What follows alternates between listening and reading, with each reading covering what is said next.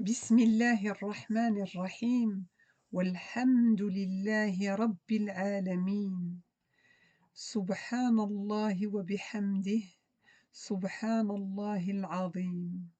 Gloire et pureté à Allah et gloire et pureté à Allah l'immense. Lorsqu'on dit Subhanallah, cela veut dire qu'on fait du tasbih. Le tasbih signifie qu'on glorifie Allah Azza wa Jal, de sorte que lorsqu'on dit Subhanallahi wa bihamdih, Subhanallahi al-azim, cela signifie qu'on exempte Allah, l'immense, de tout défaut, car il est le puissant et il n'a pas de semblable dans sa puissance.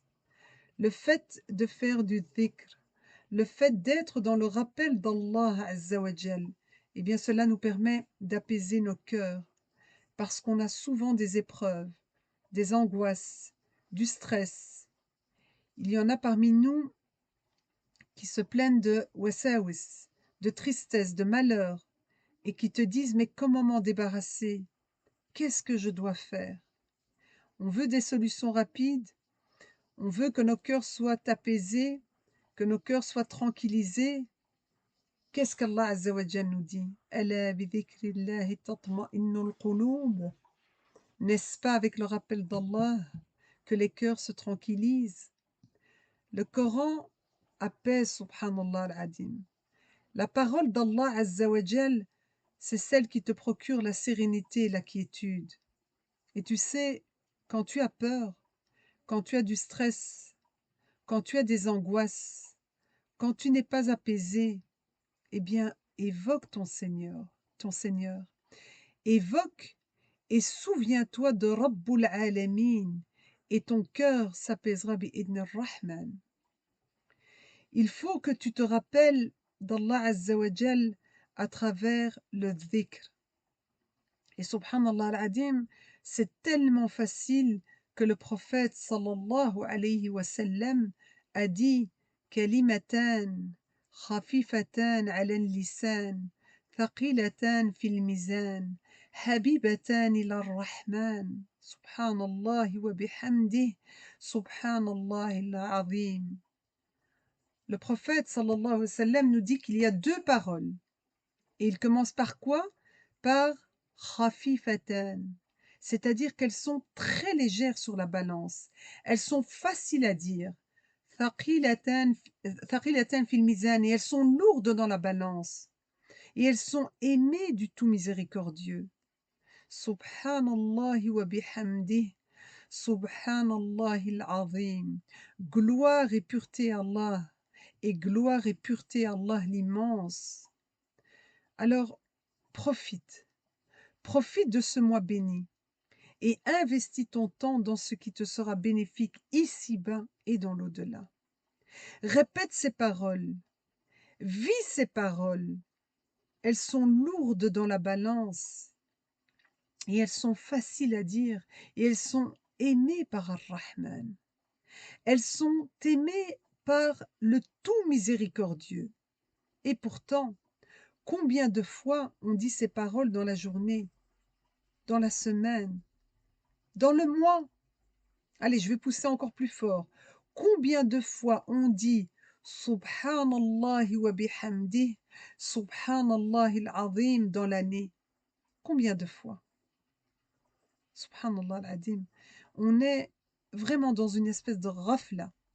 On n'a pas conscience de l'importance, du poids et des bienfaits de ces deux paroles majestueuses.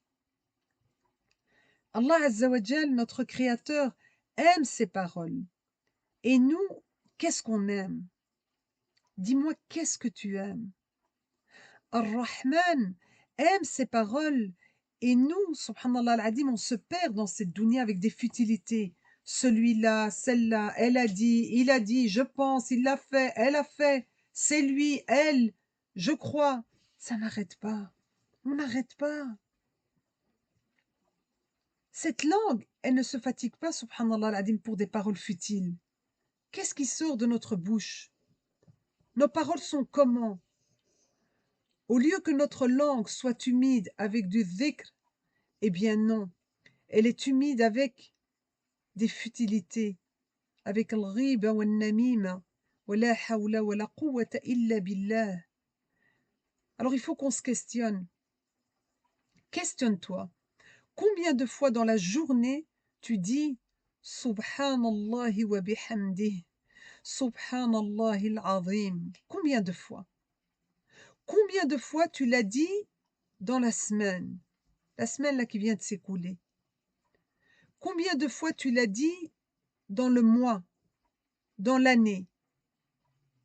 Quel est ton bilan? Subhanallah al-azim. C'est une adoration tellement facile. Et nous, parfois, subhanallah, on va se compliquer la tâche.